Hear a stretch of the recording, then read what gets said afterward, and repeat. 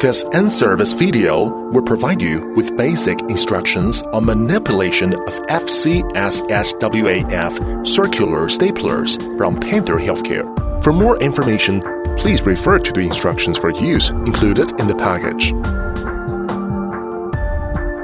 The FCSSWAF set of instruments include a circular stapler, an ancillary trocar, and an ancillary extension shaft. The detachable anvil assembly is located at the distal end of the instrument. The purse string notch and the locking spring are directly behind the anvil and are integral to the anvil shaft. And the locking spring is directly behind anvil and are integral to the anvil shaft. Behind the locking spring is the grasping zone. It would be more convenient to grasp there when assembling the detachable anvil with a trocar. The FTS design is used to place the feeding tube. The shaft fits over the retractable trocar. Note the area marked in the red below the trocar. The cartridge and circular nape are located at the distal end of the curved instrument shaft. The anastomosis lip is formed in the area between the cartridge and the circular nape when the instrument is fired. The gap setting indicator is distal to the firing handle. The red safety is located in the crotch of the firing handle. The adjusting knob is located at the proximal end of the instrument. Please carefully study the instructions contained in the package. Remove the red spacer tab. Open the instrument by turning the adjusting knob counterclockwise for 2 revolutions. Open the instrument using the adjusting knob until the red tying area on the trocar is visible. Remove the detachable anvil assembly to expose the trocar. Turn the adjusting knob clockwise to retract the trocar until the whole trocar retracted inside the shaft. Insert the detachable anvil assembly into the lumen and secure the purse string securely on the anvil shaft within the purse string notch. It is important to ensure that the purse string sutures are tied snugly against the anvil shaft at the appropriate location. With the trocar retracted, insert the instrument up to the closed lumen. Turn the adjusting knob to fully extend the trocar and gently pierce the tissue while holding the adjusting knob. Push the tissue down the trocar shaft until the red area on the shaft can be seen. Take extreme care to ensure that the trocar is visible at all times to prevent personal injury or inadvertent trauma to the adjacent structures. The detachable anvil can now be reassembled to the instrument by sliding the anvil shaft over the trocar and pushing it until the unit snaps into the fully seated position. Access care to ensure the locking spring are not clamped or grip during the procedure to reenact the anvil assembly. During the process of retracting the anvil to close the instrument, ensure that no extraneous tissue has been included. The adjusting knob should be turned clockwise to close the instrument. As the final adjusting turn is approached, the red line will move into the middle of the green area in the gap setting indicator.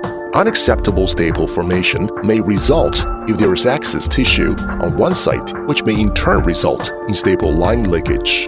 It is very important to ensure that the instrument is not fired if the red line is not in the middle range of the green gap setting indicator. Wait 15 seconds to allow tissue to compress and fluids to displace. Draw red safety back until it sits into the body of the instrument. The red safety should not be released until the instrument is ready to be fired and red line is in the middle of the green range.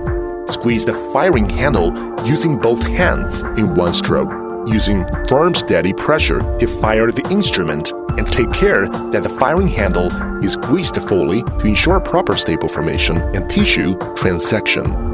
When the firing is successfully completed, the surgeon will feel a reduced trigger pressure and hear a crunch. After firing, release the firing handle. Allow it to return to its original position and replace the red safety. Ensure the circular nape is retracted into the shaft. Open the device by turning the adjusting knob counterclockwise for 4 full turns or 4½ turns. The anvil will tilt on its side for easy removal through the anastomosis. Always inspect the anastomotic staple line for hemostasis and check the completed anastomosis for integrity and leakage. Metal clips, staples or sutures contained in the area to be stapled may affect the integrity of the anastomosis. Corrective action, if required, may include the use of sutures or electrical cauterization. Inspect the donuts after removing the detachable anvil assembly. Cutting washer and donuts from the circular knife. Examine the integrity of the donuts, which should be intact and include all tissue layers. If donuts are not complete, the anastomosis should be carefully checked for leakage and appropriate repairs made. Panther Circular Staplers are single-use instruments and are available in 6 sizes to permit proper matching of instrument to diameter of the lumen. The cartridge are color-coded for easy size recognition. Gray is 21 mm, yellow is 24 mm, white is 26 mm, blue is 29 mm, green is 32 mm, and purple is 34 mm. Tilt-top anvil pattern designed for easier removal and minimizing the potential tissue trauma, inside and outside safety. This pattern design can prevent from misfiring and make the operation quicker, easier, and safer. The FTS design will reduce the risk of damage over the new created anastomosis while trying to pass the feeding tube through the new rejoined area.